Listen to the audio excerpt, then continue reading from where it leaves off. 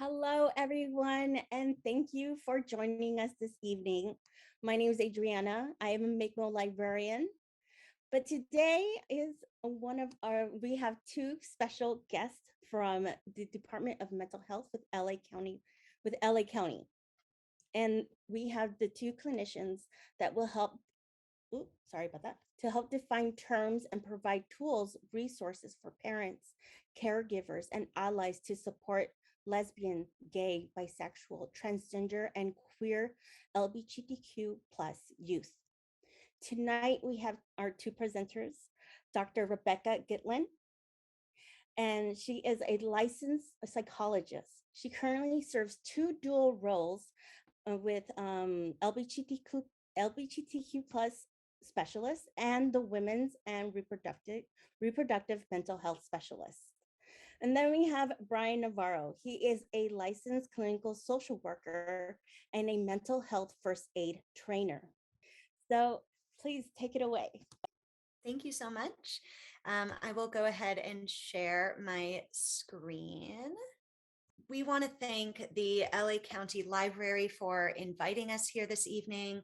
And I certainly want to thank all of you for tuning in to learn more about how we can support the health and well-being of LGBTQ plus young people in our lives.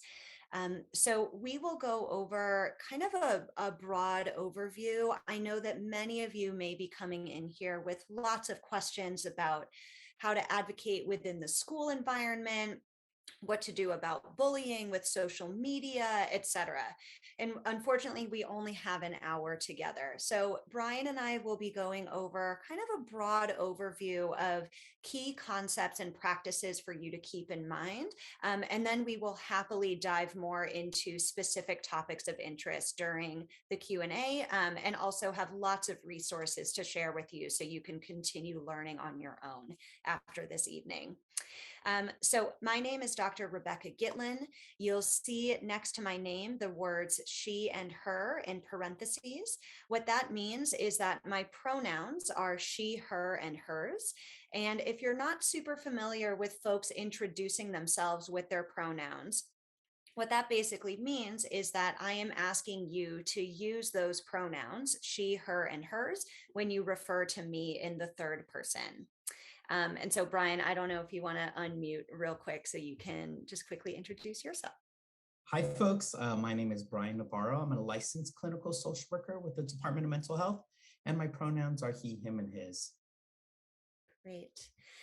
So I am a clinical psychologist by training, and as was already mentioned, I am serving as the Department of Mental Health's LGBTQ plus services specialist within our Anti-Racism, Diversity, and Inclusion Division. So what we will not be spending time on today is a ton about language and terminology. With that in mind, I recognize that many of you may have questions about what all of the letters stand for and then what they all mean. So I will give kind of a quick and dirty introduction. So if you hear either of us use a longer acronym, which is LGBTQIA2S, what that stands for is lesbian, gay, bisexual, transgender, queer, intersex, asexual, and two-spirit. You may also hear us say LGBTQ plus or LGBTQ. We'll use those acronyms interchangeably, but really we are referencing the LGBTQ plus community at large, regardless of which acronym we use. You may also you'll at least hear me use the term SOGI later on. SOGI is another acronym that stands for sexual orientation and gender identity. Everybody has a SOGI. So everyone has a sexual orientation, everyone has a gender identity, and I'll be talking about how to support children and young people as they are discovering and coming into their authentic SOGI. If you want to kind of look on a glossary as we move forward with this presentation, feel free to scan this QR code that's on the right-hand side of this slide, or I don't know if you're able to click the link yourselves from whatever device you're on, but that link will be to the PFLAG glossary of terms. And if you're not familiar, PFLAG is a fantastic national organization for families and caregivers and allies of LGBTQ plus people. They're a national organization, but they have several chapters in Los Angeles County. So I encourage you to look them up if you're interested in getting involved. So before we really dive in, I'm going to ask everybody to just kind of take a beat and do some reflection.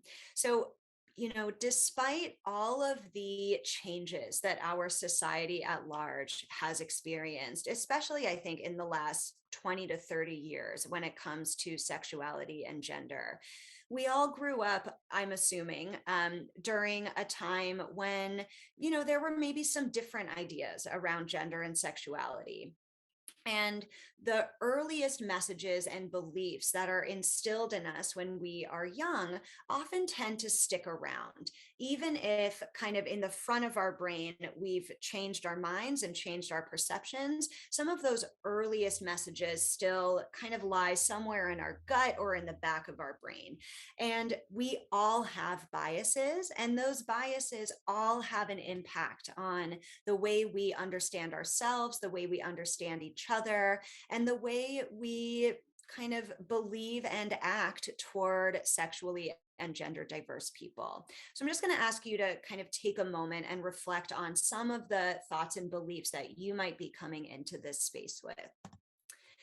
So I'm going to ask you to just take a second and reflect on some of those earliest things that you heard or believed while growing up about gay men, children being raised by same-gender parents, bisexuality, and transgender folks. Just see if you can recall what some of those earliest messages and beliefs were. So now, again, recognizing that our society and culture at large have changed quite a bit, I want you to reflect on your current attitudes and maybe current biases around non-binary or genderqueer folks, asexuality, bisexuality, and transgender youth. So you'll notice that bisexuality and transgender people are represented in both lists.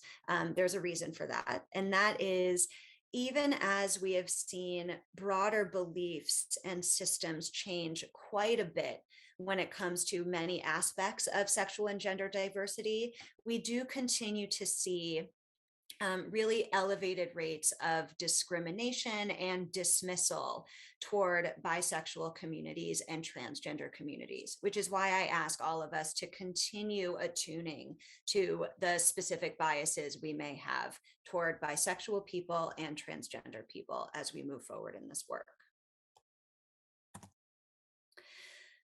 So I'd like to begin by talking a little bit about coming in and coming out. Most of you are probably familiar with the concept of coming out. Coming out refers to basically telling other people who we authentically are. So disclosing your identities to other people. What isn't talked about as much is the process of coming in, which happens before we come out. And so coming in is that process of self-discovery, curiosity, and learning about different identities and experiences as we come into our authentic selves. So what we know is that gender identity, which is our innermost sense of what our gender is, begins developing quite early in life, around preschool age. What's also happening around that same time is children are starting to observe the norms and expectations related to gender and gender expression in the communities around them or the communities that they belong to. So while a young child might be developing a sense of what their own gender is, they may also be developing an awareness around, their authentic expression of their gender not being met with approval or love or support. And so maybe kind of suppressing that part of themselves and instead kind of acting in accordance with how they know they will be accepted. When we think about sexual attraction and sexual orientation awareness, that begins around the onset of puberty. For some, it's a little earlier, for some, it's a little later. So we're looking at a kind of a range of years surrounding middle school age. So again, thinking about this process of coming in and then of coming out as two different but ultimately related processes. And I also want to name that for many parents and caregivers, when a child comes out to them, that begins a coming in process for that parent, right? So the process of self-discovery, of learning, of curiosity, and hopefully ultimately leading to a place of acceptance is its own experience that parents and caregivers may be going through. And so I ask you all to consider, what are some of the things that might impact someone's experience with coming in and with coming out? So thinking about some kind of cultural factors, geography, your specific family values in the house that you're living in, faith communities, the time that you are growing up, etc. There are lots of different things that can impact this process. So one of the things that can really impact this process for many people is just the physical and social environment that we all live in. And so we live in a society that really enforces this concept of the gender binary. So binaries are systems of two things, and the gender binary is this concept that there are two genders. Those genders are man and woman, boy and girl, and that's what we got to work with. We know, of course, that gender is much more complex than that. There are far more than two genders, and that goes back across time and space and culture throughout history. And our current society is one that really promotes this concept of the gender binary. So thinking about gender diverse or trans young people that may be coming into themselves, I ask you to consider where the idea of the gender binary is reinforced in our society, and then how that might affect someone's process of coming into themselves and disclosing their authentic identities to other people. So normally I would ask people to kind of call out where they see the gender binary reinforced. Since we can't really do that, I'll just kind of ask you to consider it, and I'll spoil the punchline for all of you. So the spoiler alert is there, but it's everywhere. So it's in the physical spaces that we navigate. When you go shopping, there are typically two different dressing rooms. There's one for men and one for women, and that's it. When you look at everyday language, how often do you hear people greet a group by saying something like ladies and gentlemen or boys and girls? When you think about sports teams, I mean, that's been in the news a lot lately, kind of gender diversity in sports. And performance arts, right? If you are an actor who doesn't identify as a man or a woman, which awards category might you be considered for, right? So the gender binary is everywhere in our society.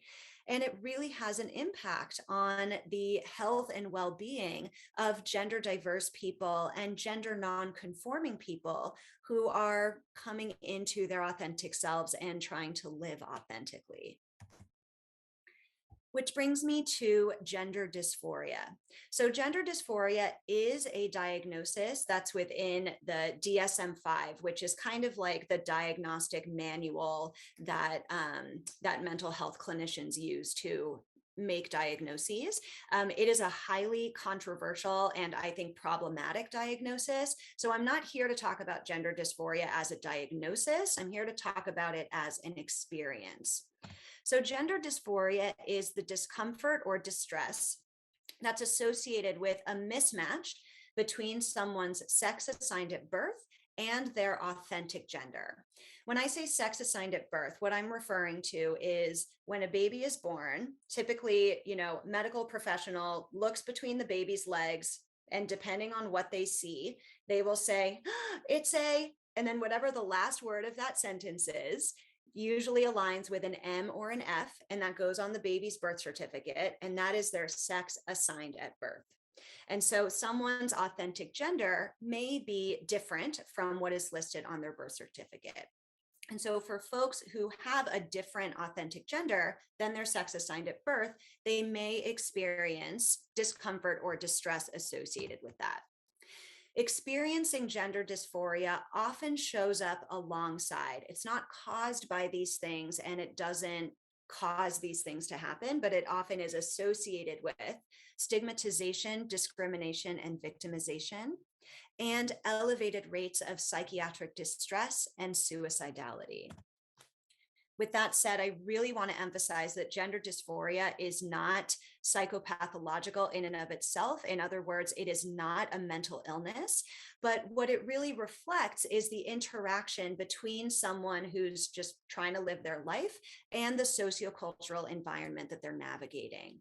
And we all live in a society and a culture that is generally hostile toward transgender people and gender nonconforming people more generally.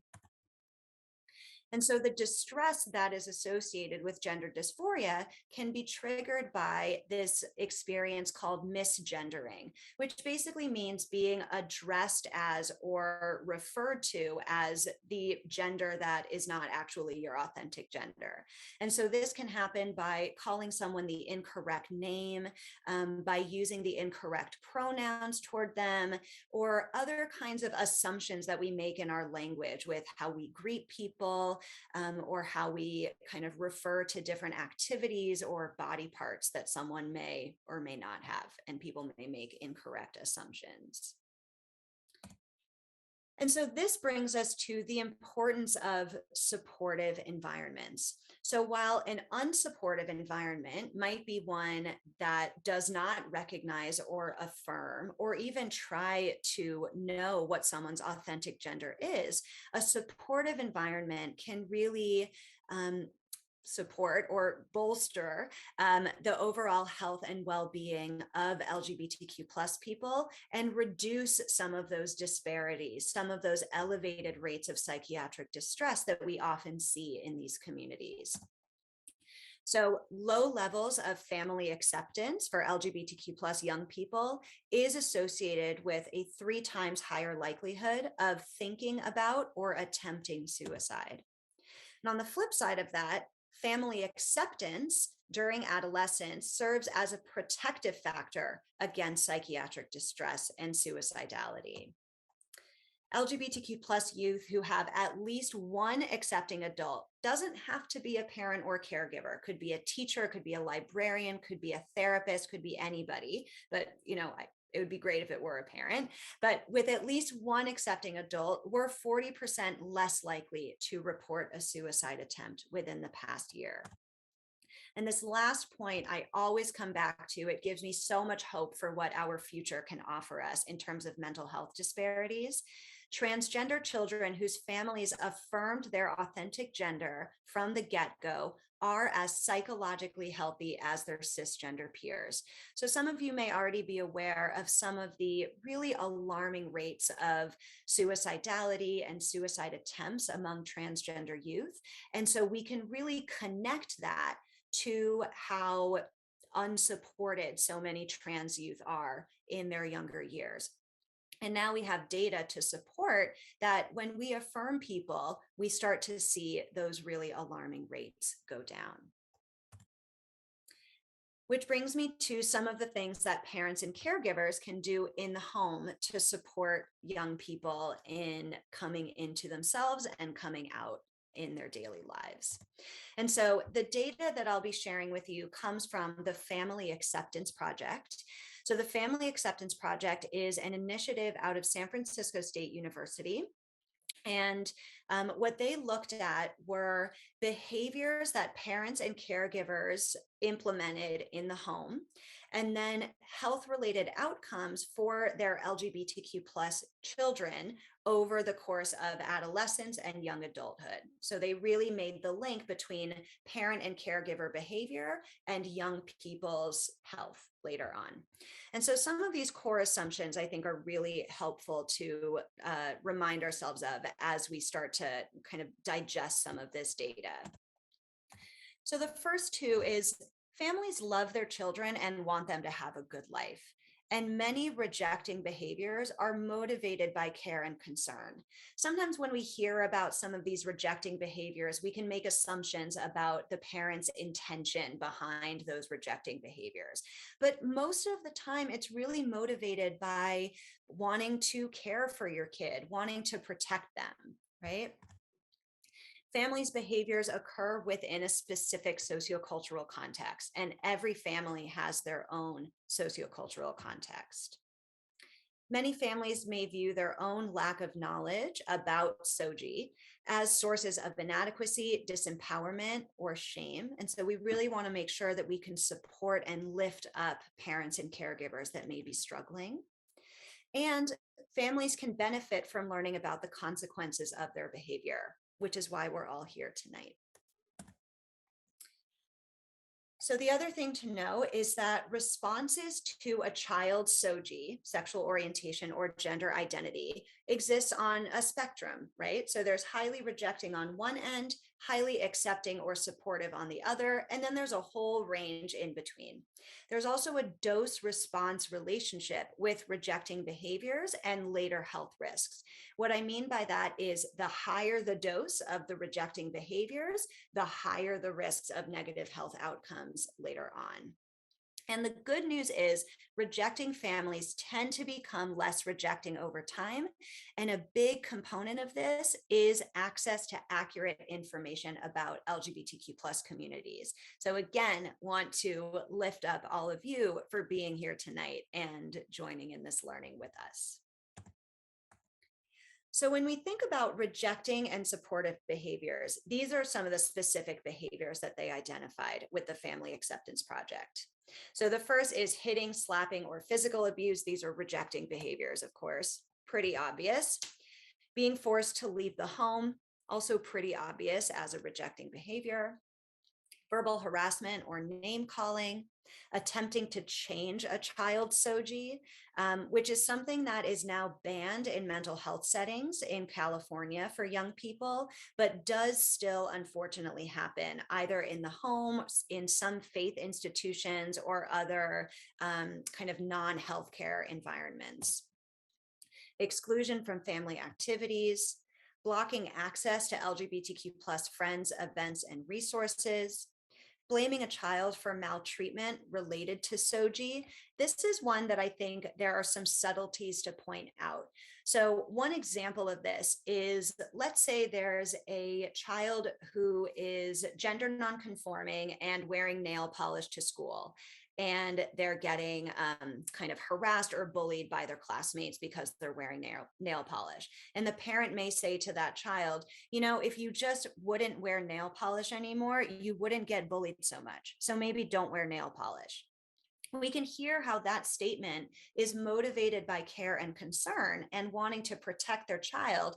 And what ultimately is happening is that child is experiencing rejection in their authentic self-expression related to their gender.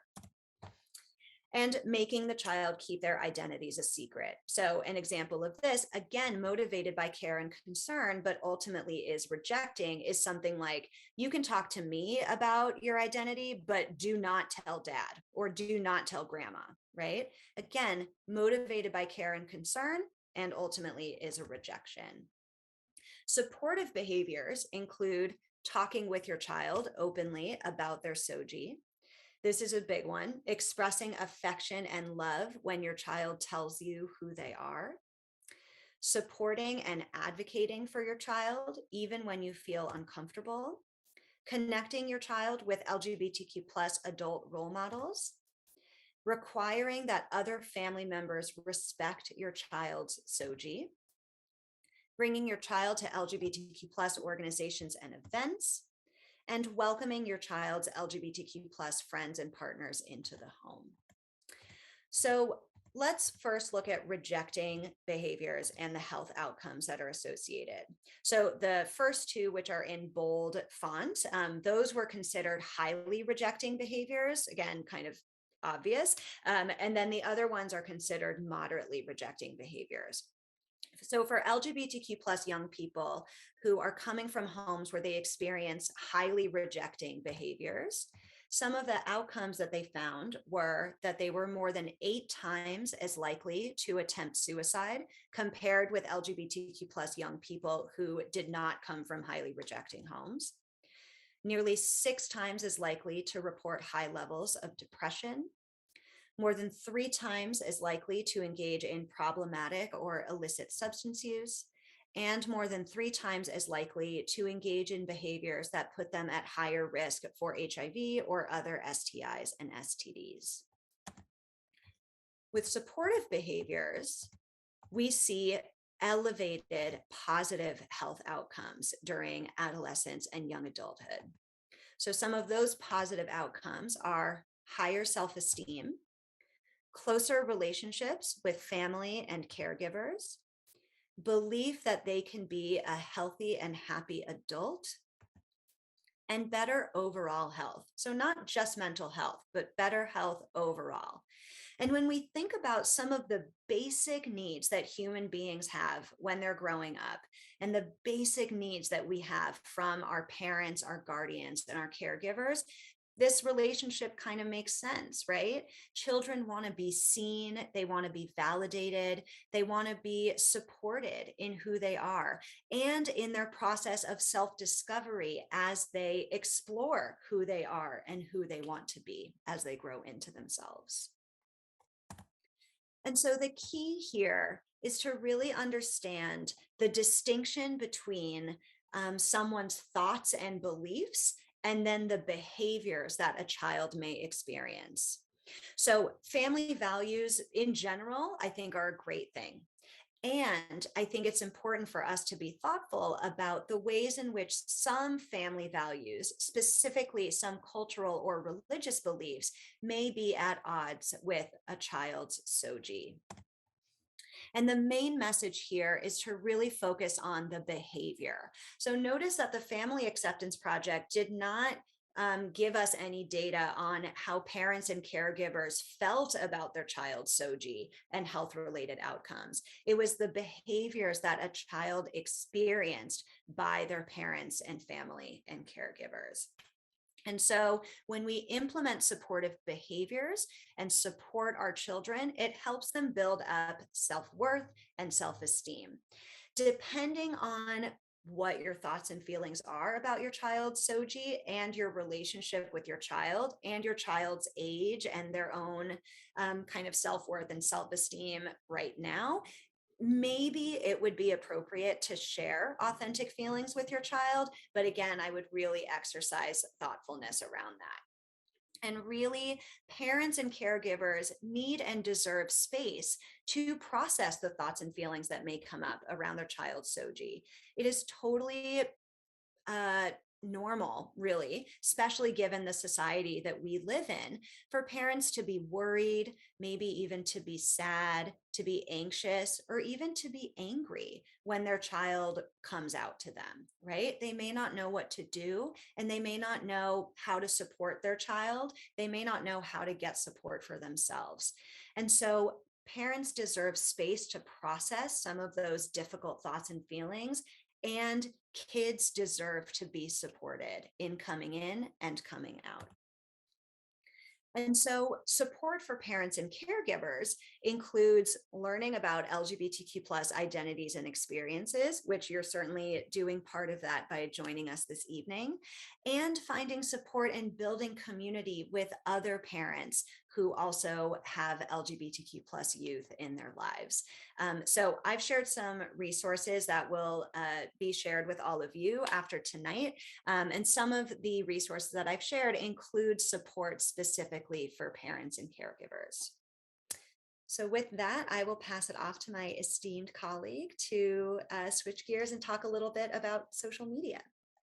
Thank you, thank you. Thank you, Dr. Gitlin, for that presentation on supporting LGBT plus young folks. Today, I just want to discuss the impact of social media and technology on youth. Building upon Dr. Gitlin's strength-based approach, I'd like to take the moment and recognize that it's a strength that you find yourself viewing this presentation today, that you want to increase your knowledge in support of another.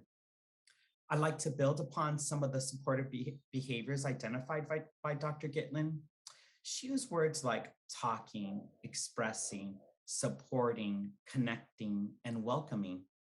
Let's think of these words as North Stars when being in support of our children, partners, colleagues in any situation.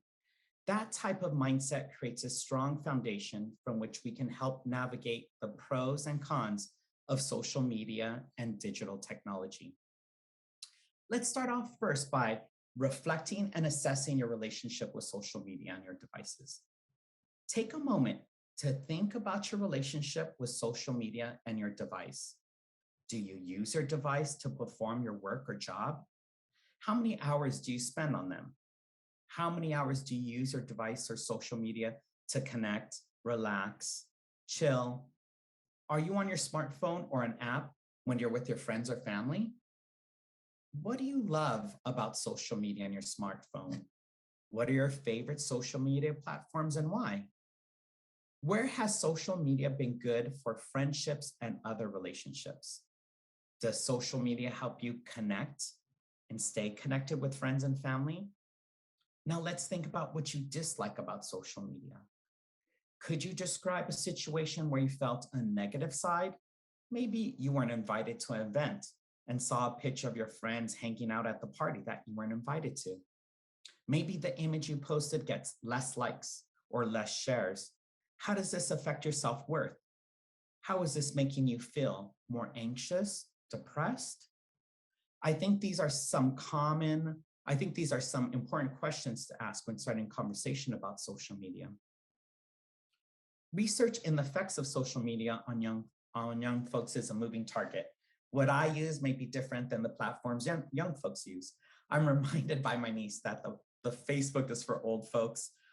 There's other platforms like Snapchat and Instagram, but she always refers to Facebook as for grandparents. When Common Sense Media released a social media report in 2018, they found that teens are much more likely to say that social media has a positive rather than a negative effect on how they feel. And 72% report that they are aware that tech companies manipulate users to spend more time on their devices.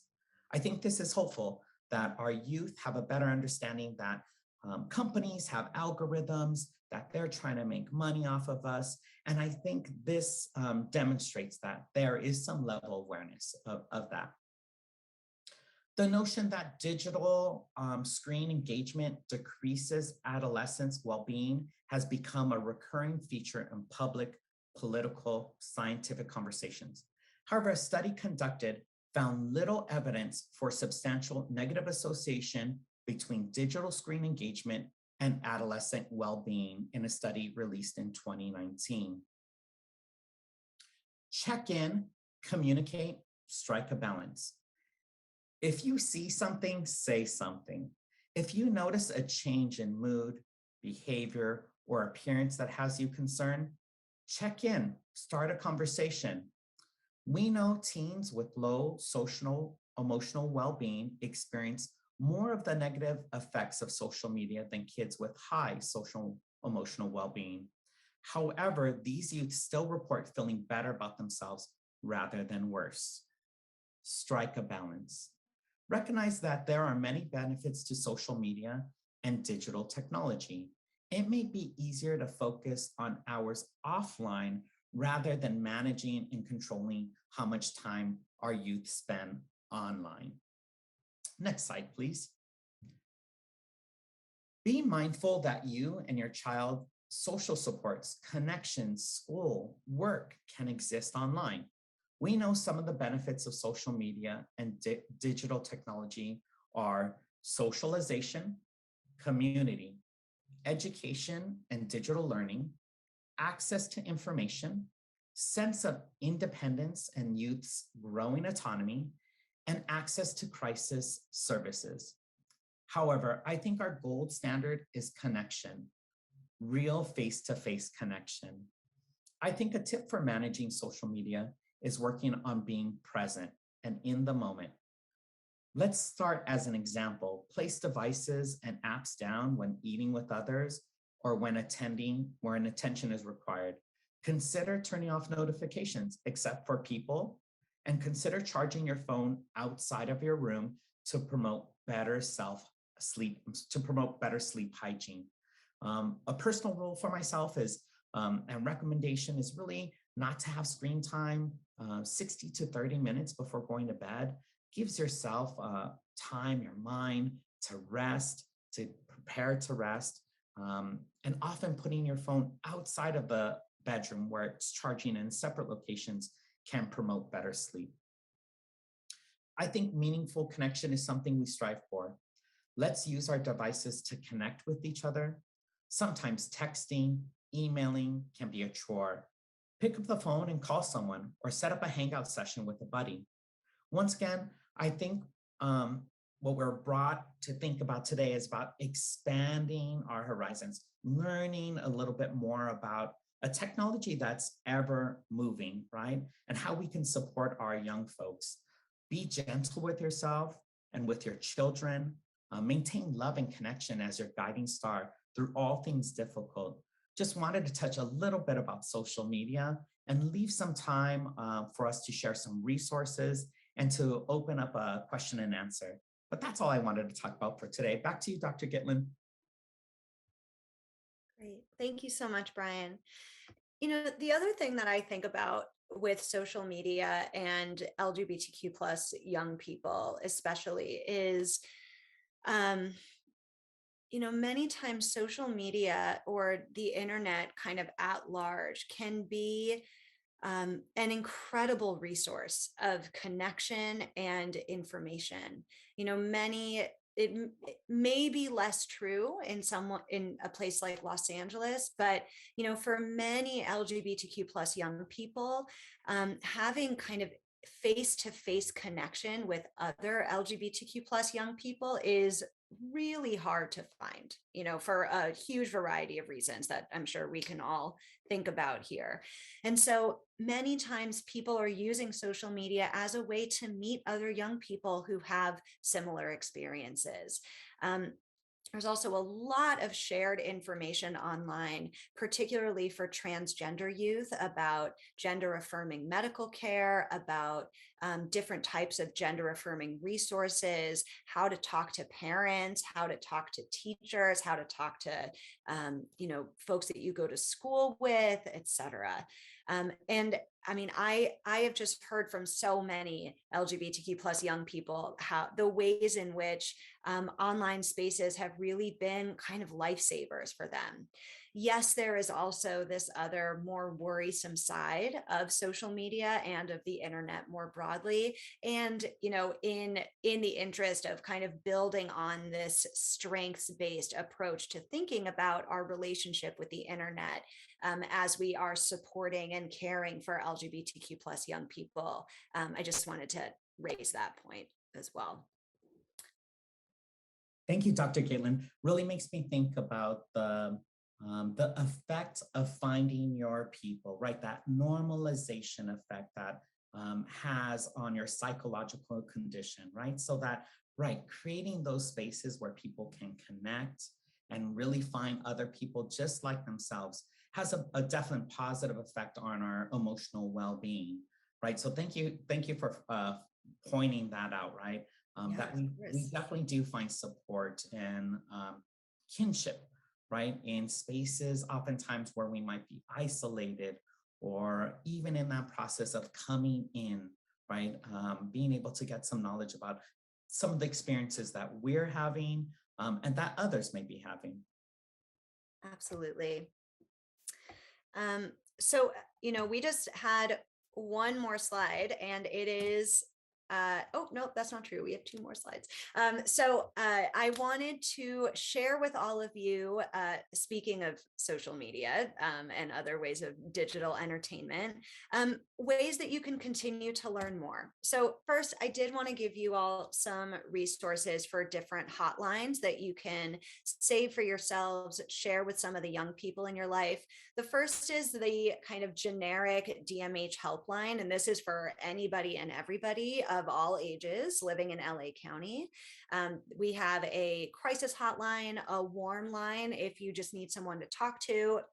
And this is also our first point of contact if you want to get referred to mental health services through the Department of Mental Health. The Trevor Project, which is the next one, is a national hotline for LGBTQ plus young people under the age of 25. In being responsive to young people and the ways that folks communicate, they also have Trevor Chat, Trevor Text, and Trevor Space. So you can also just look up the Trevor Project, and their website will have those other resources. And then the Trans Lifeline and the Thrive Lifeline, which are mostly for adults, but want to share it with all of you.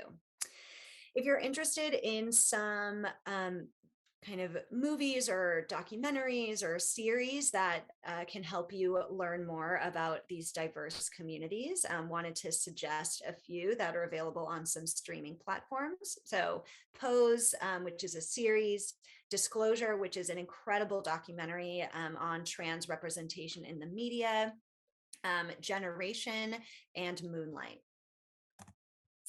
And then wanted to offer some social media pages. If you are a scroller yourself, I invite you to consider adding these brilliant profiles to your scrolling inventory. And I have learned so much from each of these social media pages. So Laverne Cox, who is a well-known actress, also is behind the documentary Disclosure. Lambda Legal, which is a really long-standing LGBTQ plus legal advocacy organization, and then Raquel Willis and Rain Dove, who are gender diverse folks who are just incredible advocates and incredible human beings. So wanted to share those resources with you. Dr. Gitlin, I'd like to share one resource. I put it in the chat, and that's, I think when thinking of of young folks in social media, we could think of preteens and teens, right? And we know that how preteens and teens make decisions differently. And that's really connected to like brain development, frontal lobe brain development, executive decision making, right? And so I think a great place to start off with our young ones is about digital citizenship. And that can be found at commonsense.org. Just, helping to explain, give a little psychoeducation to our young ones about that realm of social media and some of the consequences, some of the pitfalls, the pros and cons. I think that's a great place to start with our young ones. And with our teens and some of our older ones, really leaning into having meaningful connections and conversations, helping them suss out making good decisions and understanding risks related to social media, being catfished and those kind of things. But I think commonsense.org is a good place to start to think about digital citizenship. Awesome. Thank you for that, Brian. And 2 more resources I want to share before we dive into Q&A are, sorry, spoiled the punchline there. The 2 of us. So these are our email addresses. I am rgitlin@dmh.lacounty.gov. Brian is bnavarro@dmh.lacounty.gov.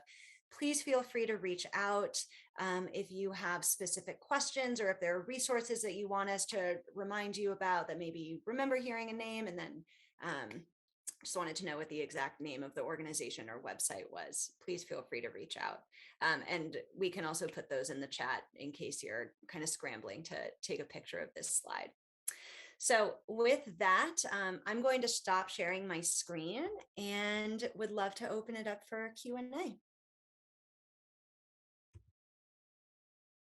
All right, thank you so much. We do have a few questions. I do want to share 2 more pages if you but do not worry if you feel like, oh, this is a lot of information. We are going to have an email with the resources that we talked about, including a link for the recording. So please do not feel like I'm not grabbing everything. We are going to have an email. Also, oops, not the end yet. Here is our reference services page. We have an amazing resources online, so you can contact your local library. You can text us Monday through Friday from 12 to 6 at 626-394-4019. We also have our instant librarian available Monday through Friday from 12 to 6. You can also email us through our website going to contact us. And the other amazing thing I wanted to share with you guys is our LBGTQ plus Pride page. Can you guys see this? The page? Nope. No? I'm Okay. not sharing your screen. I thought I did something wrong. Let me change that really quick. And so here is our LBGTQ plus Pride page. Please come here for more resources. You just go to lacountylibrary.org and go to resources. We have other amazing resources available for you guys.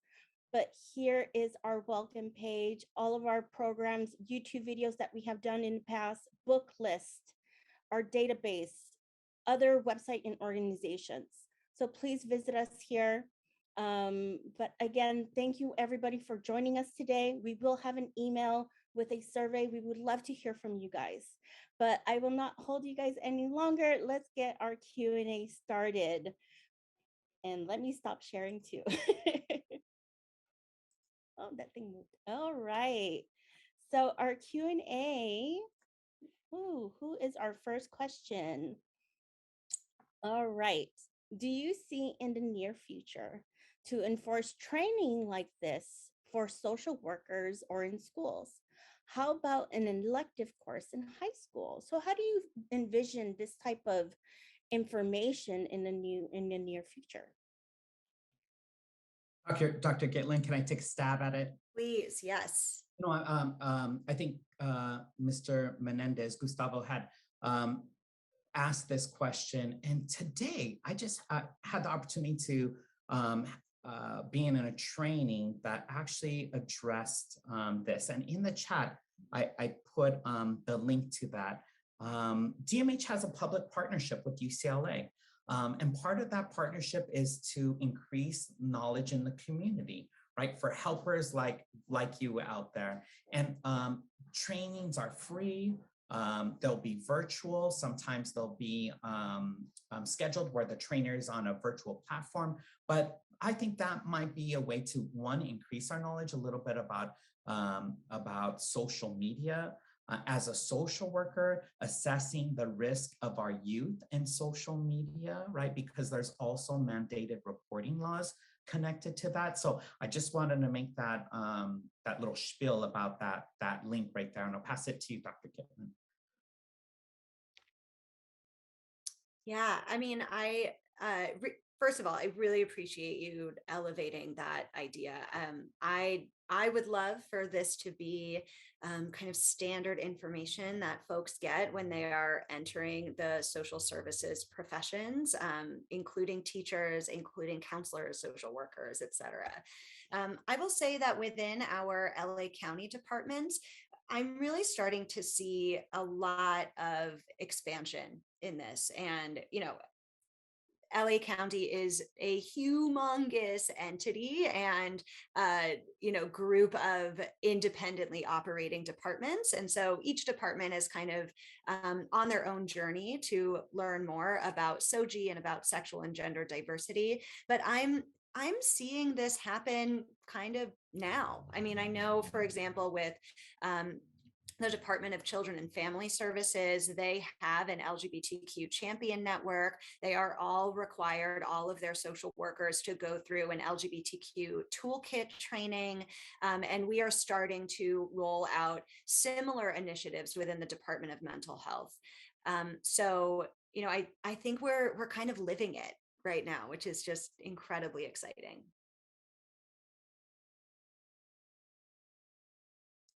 That's great. So to follow up, have have you ever done, or in the near future, have you done it in Spanish or in other language, like these type of trainings?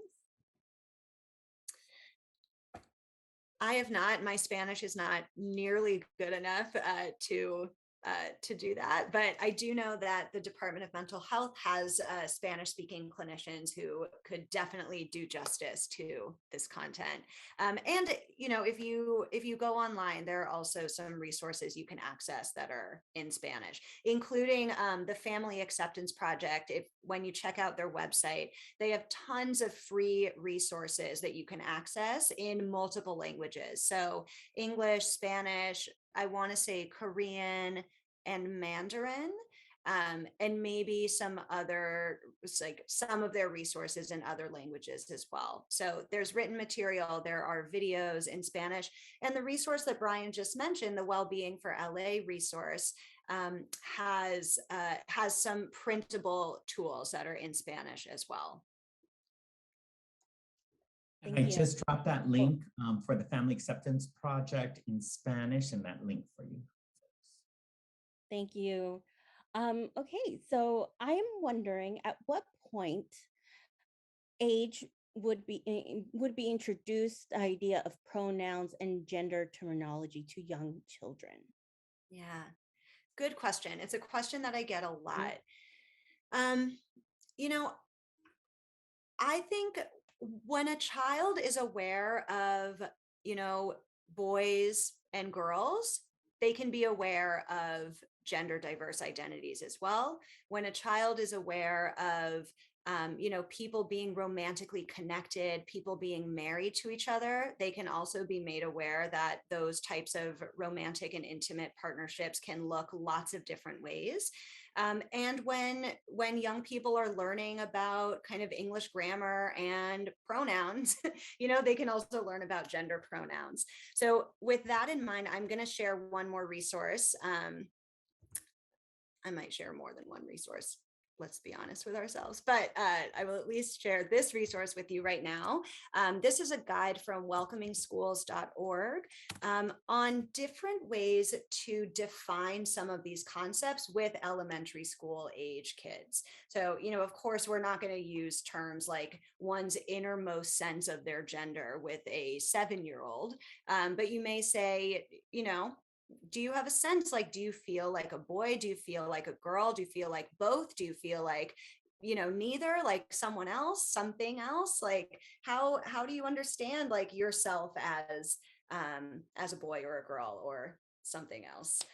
So this has some guidelines that might help guide some of those discussions. Okay. And Brian, I don't know if you have any thoughts on that. You started today's presentation, I think, was like reflections, right? Evening reflections. And really, I would encourage everybody also just to reflect.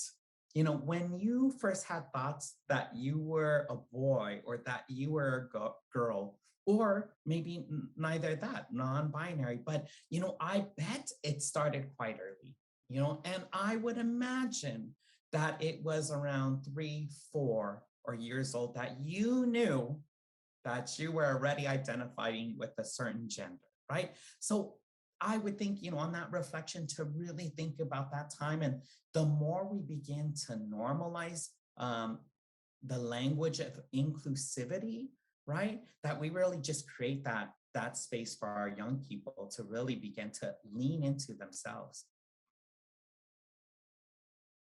And this would also go with any other resources to introduce to other family members. So, because we have this question, when is a good time for LGBTQ youth to share these resources with their families? Yeah. In terms of a young person sharing resources with their own families, I wouldn't put an age on it. I would really have the young person guide that decision, depending on all of the things, right? Depending on, some of the things we talked about earlier, like culture, geography, just general family awareness about SOGI, particular dynamics within the relationships in the family, right? So I would really have the young person drive that.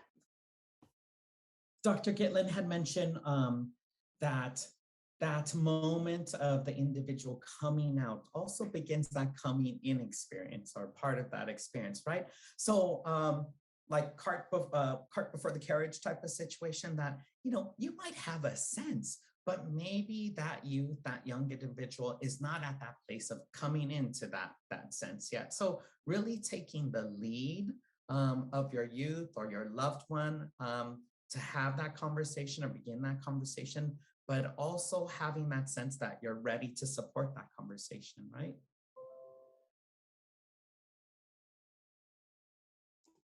Thank you.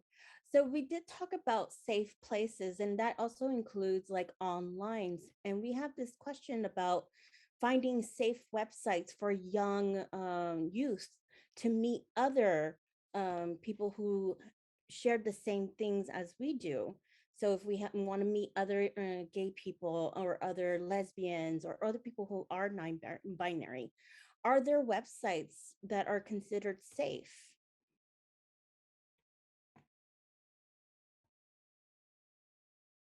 Yeah, there are. Actually, most of the websites that I'm aware of are geared toward gender diverse young people. I do know, though, that there are lots of places, especially, during the pandemic, when many community centers have shifted many of their resources into a virtual space. So, I mean, the LA LGBT Center is an excellent resource for LGBTQ plus young people.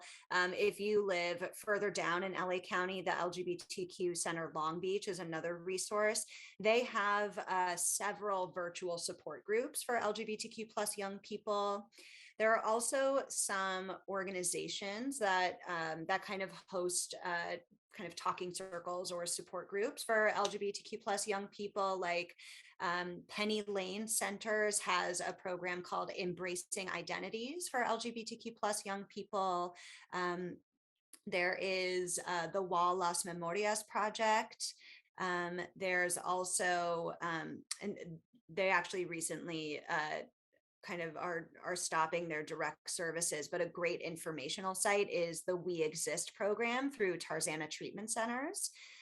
So those are some places to start. For gender diverse youth, there's also genderspectrum.org, which has links to online support. Bienestar is another excellent one. Thank you, Brian. There's also Transforming Family that is great for young people and for their parents and caregivers and other family members. And then the last one is, and this is a website that's run through the LA LGBT Center that's called Trans Lounge.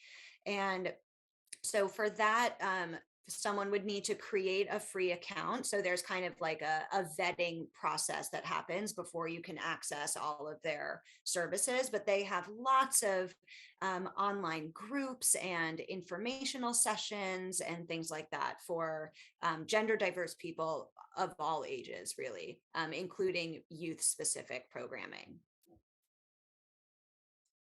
Thank you so much. So I just want to do another reminder that I understand that these are a lot of resources that we're putting in the chat. But we will have an email with the resources that we are talking about.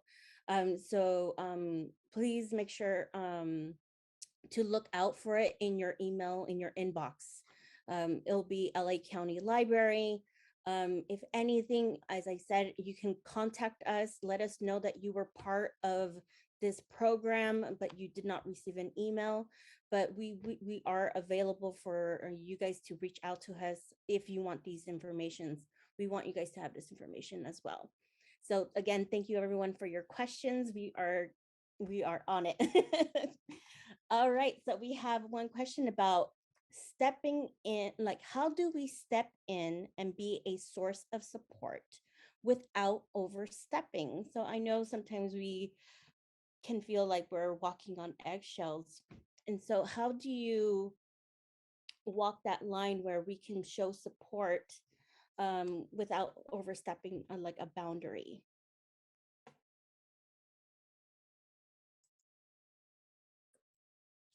I think that could be, quite difficult a little bit, how, especially if I was reading the question and you're a school staff at a conservative school, or, being mindful of our role, but, just some reflection on myself. And, I'm a cisgendered gay man who's married now at this time. But as a young child, right, I felt very vulnerable. And I remember specifically a teacher that just really created a safe space for us, and it wasn't anything very specific about my sexuality or bringing anything up about that, but really about acceptance.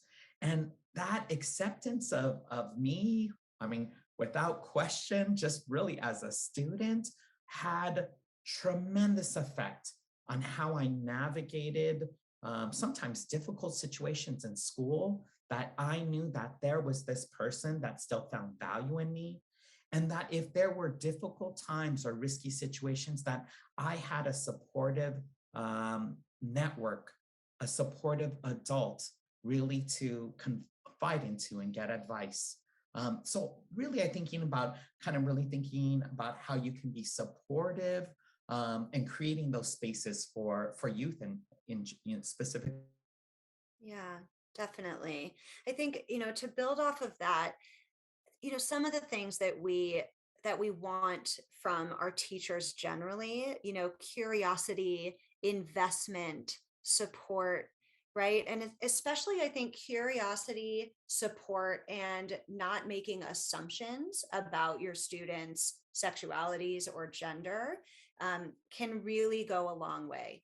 So I recognize that like some of these practices, um, if you're working in a school environment or in a district that isn't super supportive, I am mindful of that as I say this, but even something like making sharing pronouns a common practice within your classroom. When you are going through your attendance list and you're calling roll, making sure that you are kind of calling out the student's name that they want to be called, not as it's listed on the roster, and making sure that you get that information before you kind of call out someone's name in front of their classmates. There's also, sorry, one more resource. Two. One is there is an organization called GLSEN, GLSEN, and they have been around for a long time, and they really work towards LGBTQ plus inclusive K through 12 education. So they have support resources for parents, for educators, and for students. The other thing I want folks to know about that is especially helpful for educators is genderspectrum.org has this thing on their website called the Gender Support Plan. And so that is an individualized plan that an educator can make with their student. And for gender diverse students who may be transitioning or who kind of their authentic gender is different than what's listed on their government ID or their school enrollment, et cetera. And so that gender support plan really spells out, this is the name and pronoun that you want me to use in front of these people. This is the name and pronoun you want me to use in front of these people. These are just all the different steps that we are going to take to support you, the student, in being affirmed as your authentic self and also keeping you safe. There's a section where it also recognizes that a student may not be coming from a supportive home and their school wants to support them. So it's a really fantastic resource called the Gender Support Plan from genderspectrum.org. So that's something else I would just make a plug for. Putting a little plug for PFLAG, right? The great organizations for parents and families of getting support, right? How to support our youth. But a very specific one that, I just really love is the San Gabriel PFLAG. It's going to be really specializing in Asian American folks with language capabilities of Chinese, Mandarin, Cantonese, Taiwanese. So really love some specific resources for our folks and our youth out there, right? So we can direct them to cultural fits.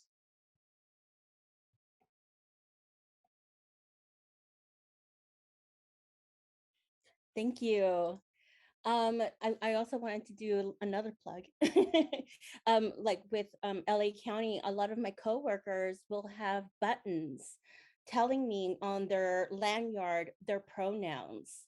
But I'm going to share one more time the link to our Pride page, because we have activities, and one of the activities is pronoun patches. So you can make your own. We were talking about how making it normalized, like just before the program, I had asked Rebecca, what is, like, how do I pronounce your last name? And it was normal, right? But then but in her bio, it said her pronouns she and her. But when I read Navarro, it didn't say anything. But I was like, well, let me just ask him. And it was very normal. And this happened before the program. But we do have a question saying, like, what happens? What do I do if I make a mistake? Like, I keep saying the wrong pronoun. So, but it all comes with repetition, right? And so I made mistakes before, but it was a lot, all right. Like I have to ask, or I just have to remember, where it becomes repetition, and then it just becomes normal, where it just became second nature to ask Brian, what are your pronouns? And yeah. Yeah, absolutely. I mean, I get that question all the time. What do I do if I mess up? And what I say is it's not if you use the incorrect pronouns, it's when, right? Like let's just normalize that's going to happen, right? Even as much as we want to avoid misgendering people as much as possible, it does happen. People make mistakes, and integrating discussions about pronouns in our everyday conversation is really new for most of us. And so, first I just want to say, when you make a mistake, and it's okay, it's really quite simple. Apologize, correct yourself, and keep the conversation moving, right? That's it. That's the best practice. Sometimes what can happen is when we catch ourselves making a mistake, we get really caught up in wanting to tell the other person, well, this is what I meant to say. I'm still learning. You just look so XYZ. It's hard for me to remember. And I'm really trying to practice. And that's all well and good. And it's really understandable why we might find ourselves in that space of wanting to over explain. And then we've made the conversation about us when it's the other person that's been misgendered. So super simple. I'm so sorry. What I meant to say was, and then keep the conversation moving. Adriana, I think you did an excellent job at modeling that situation right now, because even as you were trying to explain that situation about which pronouns that I wanted to use, then you just defaulted to my name. And I think that's a good practice, that when somebody, gives you the name that they want to use, and if anytime you have a little trouble with pronouns, default to their name, right? Rebecca, Brian, Adriana, right? And that's a good way just to get back on it until, like you said, over time, when practicing using this more often, it will just come as like second nature. Yeah. Yeah, I'm guilty where I used to make mistakes, but it was also having that open communication and being open to learn, being open and understanding. And that you really put it great, that it's not about me, it's about that other person. And that really made it easier to just, like you said, Brian, to keep the conversation going, learn from it and then move forward. And that was just beautiful. Thank you.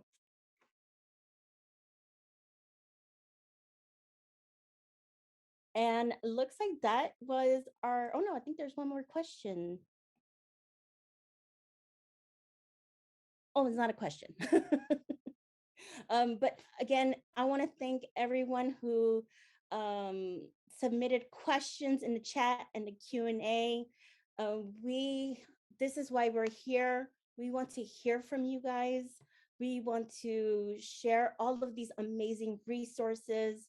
I'm so glad that we were able to partner up with our other departments, because that's what we are. We're LA County. We're all together. We're a lot of different departments, but we have amazing resources that we want to share with you guys.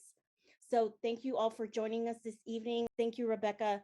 Thank you, Brian. And thank you, Vicky, for moderating the event today. And we hope to have future programs like this. So with that, thank you, everybody, and have a great night.